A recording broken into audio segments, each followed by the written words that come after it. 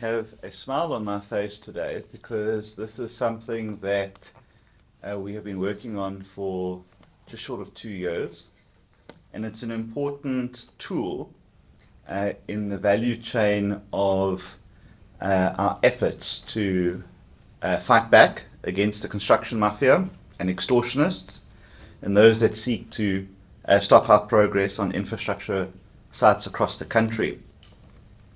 I'm very grateful to Cabinet for approving the Integrated Social Facilitation Framework as a binding national policy instrument, which is a major step in moving forward from policy development to formal government implementation. Since the Durban Declaration in December 2024, our work has shifted from establishing coordination mechanisms to making sure that those mechanisms are used effectively across the sector. It is the next phase of our fight against the construction mafia. And in this next phase, we will continue to focus on restoring the rule of law, order and confidence into our construction sites. And it is the next phase in our work to ensure that communities are properly engaged, that legitimate local participation is protected, and that criminals can no longer exploit community frustration to hijack construction projects. When I entered office in July 2024, one of the first and clearest threats facing public infrastructure delivery was the so-called construction mafia. It was clear to me then, as it remains clear to me now, that South Africa cannot turn itself into a construction site if construction sites are controlled by criminals. At that time, the problem was no longer isolated. What had begun in KwaZulu-Natal had spread to most provinces across the country. Contractors, developers, public entities and investors were raising the same concern. Projects were being stopped, workers were being intimidated, in some cases assaulted, violently so, equipment was being damaged or stolen, and companies were being forced to pay money or surrender work to people who had no lawful claim to it. These syndicates were not only delaying projects, but they were increasing the costs for the state and for project developers. They were deterring investment, and they were threatening the lives of workers, and in some cases, project managers and construction owners.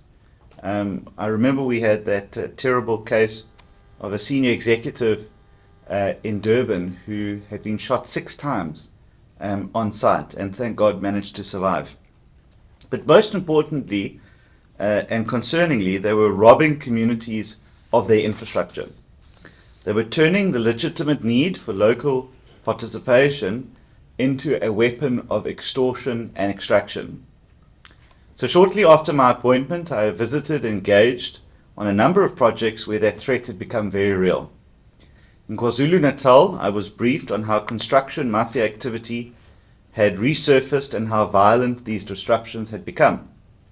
At the Umkomazi water project, an altercation linked, a matter linked to the construction mafia had resulted in the deaths of 3 people and the assault of another person. That for me was a defining moment and a wake-up call. It confirmed that this was not just about procurement inconvenience, it was not just a community protest, and it was not a labor dispute. It was organized criminality, and it required an organized national response. At the time, the country was already living with the consequences of years of weak coordination, inconsistent reporting, poor project-level community engagement, and far too little consequence management. The widely cited figure remains that more than 180 infrastructure and construction projects worth nearly 63 billion rand had been disrupted, delayed, or affected by extortion activity in the years leading up to our intervention. Those figures represented roads, schools, delayed water infrastructure, public buildings being stalled, private investment being lost, workers sent home, and communities left waiting. It was therefore clear that the old approach was not working, and for too long we had treated construction disruptions as isolated site incidents. One contractor would report a problem, one municipality would try to negotiate it, another project manager would try to keep the site open, the police would respond, open a case, but nothing would be done, and then the networks behind those disruptions continued. They were incredibly, and they are incredibly sophisticated, and often, and I've said this, that they are politically connected. And they were learning how to embed themselves, not only through open violence, but through subcontracting arrangements, local participation structures, security contracts, front companies, and self-appointed community representatives. They became incredibly sophisticated. So we had to change our approach. We had to move from isolated responses to national coordination, and we had to move from private fear, which often wasn't being reported, to public confrontation. We had to move from negotiation to consequence management. We also had to move from reacting to site interventions to preventing the conditions that allow them to happen in the first place. That's why in August 2024, I committed together with the KZN Public Works and Infrastructure MEC Martin Meyer to convene a national summit on construction mafia activity. And the purpose was clear: to bring together public works departments, law enforcement, national treasury, regulators, public entities, SOEs, various spheres of government and the construction sector to build one coordinated national response. And that is what was born out of the Durban Summit in 2024. It brought together all of those partners, industry stakeholders, and social partners. The Durban Declaration was our line in the sand. It said that the state would no longer tolerate criminal disruption at construction sites. It said that infrastructure projects must be allowed to continue uninterrupted. And it committed stakeholders to strengthening the legal and policy environment, improving data and reporting systems, enhancing rapid response, supporting arrests and prosecution, embedding social facilitation in project planning and implementation, and developing emerging enterprises and skills so that we could create a collaborative platform to solve the problems in the construction sector. Most importantly, though, it recognized that the fight against the construction mafia required two forms of action at the same time. The first was law enforcement. Where there is extortion, intimidation, violence, vandalism, sabotage, or criminal interference, people must be arrested, prosecuted, and convicted. The second was prevention, that we must close the space that criminals exploit by building community buy-in from the start. Effectively, we wanted our communities to become the first line of defense for us. That meant that we then had to ensure that communities are properly informed, meaningfully engaged, and given lawful, transparent channels to raise concerns and access legitimate opportunities. We must create transparent mechanisms for local participation. And we must make sure that employment, subcontracting, and enterprise development opportunities are not captured by gatekeepers or criminals, politically connected groups, or mafia networks. Since the signing of the Durban Declaration, there has been measurable progress. There have been more than 770 cases of construction-related extortion and intimidation that were reported across the country. Of those, 241 arrests were made, and importantly, 176 people were convicted. In KwaZulu-Natal, which was historically regarded as the hotspot of this activity, monthly site disruptions have dropped from more than 60 incidents per month to fewer than 10 per month. That is a significant improvement. It shows what can happen when government, law enforcement, public entities, and the private sector work together. It shows what can happen when contractors report cases and the state responds. And it shows what happens when criminals begin to understand that construction sites are no longer spaces where they can act without consequence. Reports from the CIDB further show that this progress is not only reflected in headline statistics, but also in the way incidents are now being managed on the ground. Through its participation in the Priority Crimes Committee alongside SAPS, the Private Security Industry Regulatory Authority, private security, infrastructure clients, and private sector representatives have reported that disruptions are now being dealt with quicker and addressed through a more focused multi-stakeholder intervention. This means that while reports of construction site disruptions have reduced, the incidences that do still occur at least, are being responded to more quickly, helping to reduce delays, restore stability, and ensure that law enforcement and project stakeholders act together. But let me be clear, we're not declaring victory yet. The fight is far from over, and the recent disruptions at Gauteng, including in Randfontein and the Vaal region, shows that the risk remains. But they also show that the response system is now working differently. In those cases, incidences were escalated through the Provincial Priority Crimes Committee, and affected groups were engaged, and sites were stabilized without allowing the disruptions to spiral into prolonged stoppages.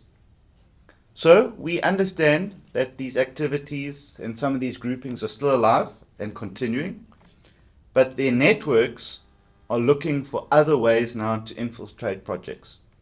They are still trying to exploit legitimate participation and local economic development requirements. They're still trying to position front companies.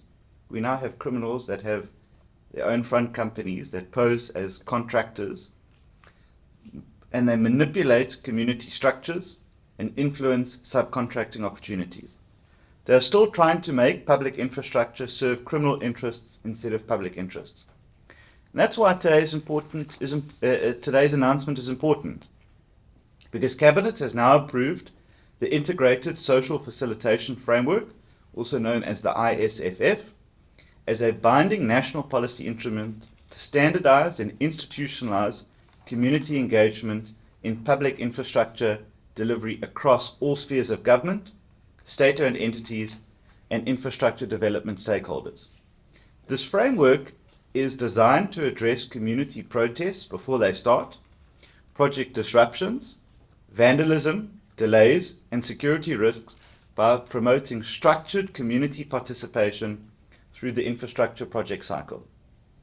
It introduces a professionalized and coordinated approach to social facilitation, including the accreditation of social facilitators, clearer governance arrangements, stronger monitoring and evaluation, and a risk-based approach to managing community-related risks.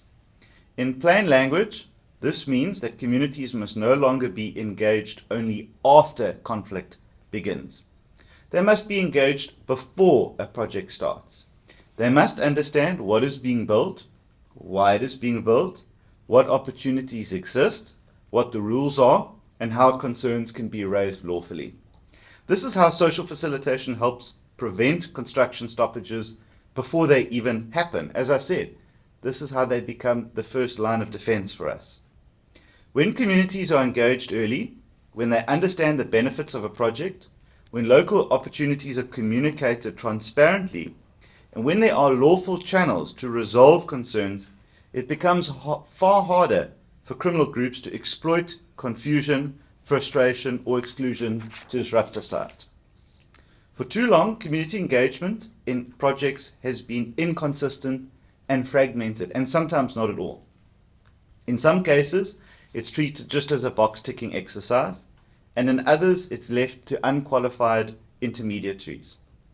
In many cases, self-styled community liaison officers step into the vacuum and claim to speak on behalf of communities without any accountability, standards, or ethical obligations.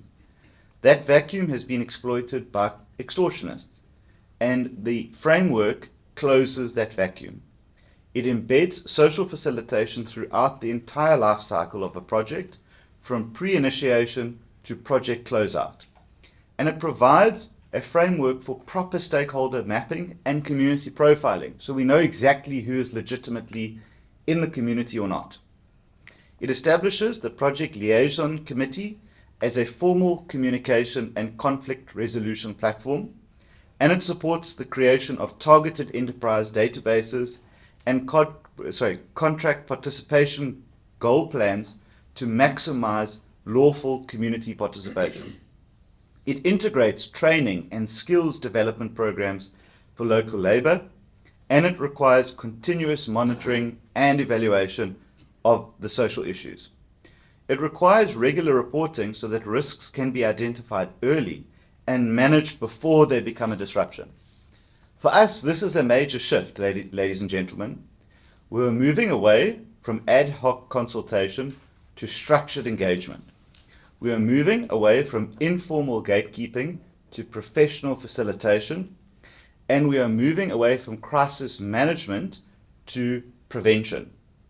But we're also moving away from allowing criminals to claim the language of community participation, to ensure that real communities are engaged through lawful, transparent, and accountable structures. The professionalization of social facilitation is central to this reform. That's why the South African Council for the Project and Construction Management Professions, working together with the Department, the Council for the Built Environment, and other stakeholders, is leading the process to formalize social facilitation now as a recognized professional category. This will include defined competencies, qualifications, registration categories, continuing professional development, and a code of ethics. Social facilitators must be qualified. They must be registered, and they must be accountable. They must understand community dynamics, project delivery, conflict management, local participation, governance, and ethics, as we've said. But they also must be able to act as a bridge between the community and not as gatekeepers. They must act as a bridge between contractors and the community, and that they are able to do so with transparency, that they are able to gain the trust and protect our communities, that they are able to protect contractors, and they are also able to assist in protecting public money. That's how we protect infrastructure delivery. The implementation of the framework will be coordinated through the department, led by the team assembled here. And the committee includes the department, infrastructure, technical assistance facility, the Council for the Built Environment, the CIDB, the IDT, the Association of Local Engagement Facilitators, SELGA, Myeza, which is the Municipal Infrastructure Agency, Southern Africa, the Association of Construction Project Managers, and National Treasury. This is important because the construction mafia does not operate in one sphere of government and infrastructure. It operates in many spheres and through many angles. So a national problem requires a national framework. Going forward, we will focus on 5 practical areas. First, we will prioritize implementation on high-risk projects where community conflict, extortion, vandalism, and disruption are the greatest or have stalled projects altogether. Second, we will work with public entities, provinces, municipalities, and implementing agents to ensure that social facilitation is built into project planning and procurement from the start. Third, we will work with the project manager's entity and the CBE to advance the professionalization, accreditation, and registration of social facilitators.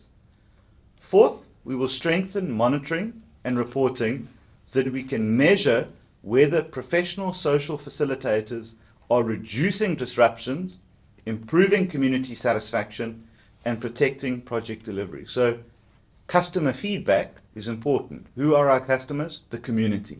So we also want to know whether they are in support and actually gaining from these interventions. Lastly, we will be working with the SAPS, National Treasury, the CIDB, provinces and municipalities, and the construction sector to ensure that those who commit extortion, intimidation, violence, and procurement abuses face consequences. This consequence management is already being strengthened. Since 2025, in September, 52 contractors have now been blacklisted, with a further batch currently under review. Before I came into office, it were just 2 in 22 years. We've done 52 in 2 years.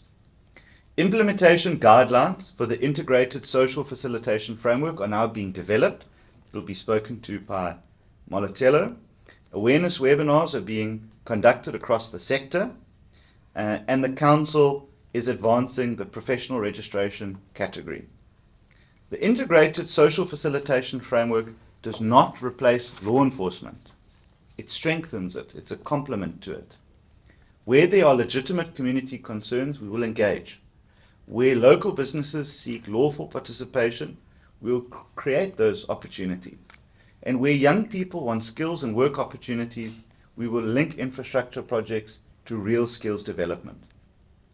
But where criminals invade sites, threaten our workers, demand money, or attempt to manipulate outcomes, or vandalize infrastructure, we will make sure that they are arrested. There can be no negotiation with extortionists or criminals. There will be no compromise with them either. And there will be no future for a construction industry where delivery depends on paying protection money. South Africa's construction sites must be places of work, dignity, and delivery. They must not be places of fear or criminal control. They must not be places where politically connected syndicates decide who may build or who may work and who must pay. 2 years ago, the so-called construction mafia had become one of the greatest threats to infrastructure delivery and investment in South Africa. That story has since changed, as I have explained. And now, with Cabinet's approval of the framework, we are institutionalizing the prevention side of our fight. This is how we turn the tide. The Durban Declaration evolved from a commitment to a government response. To the construction sector, our message is very clear. We are serious and committed to restoring confidence. We've proven that, and we will continue to do so. To our communities, your voices matter, and this framework is a direct response to the frustrations that have been raised with us. To our workers and investors, we are working to make construction sites safer, more stable, and more attractive. Let me say this in closing. We are determined to build. At all costs, we will not stop. We're determined to protect our infrastructure, but we are also determined to restore the rule of law. Because South Africa must be a country where construction sites create jobs, grow the economy, and serve the community.